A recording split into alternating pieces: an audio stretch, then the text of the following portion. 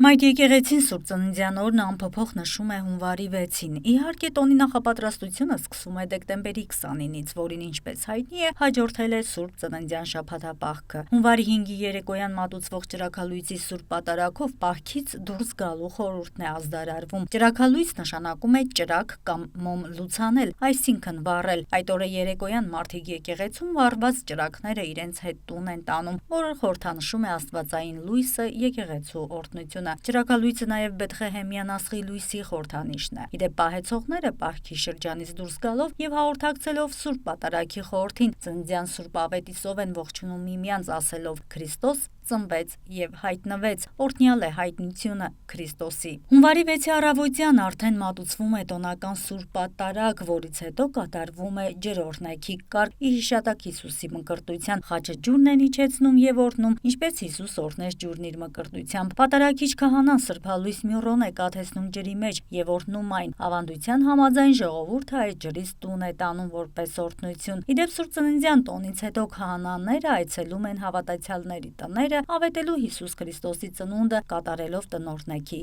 արարողություն։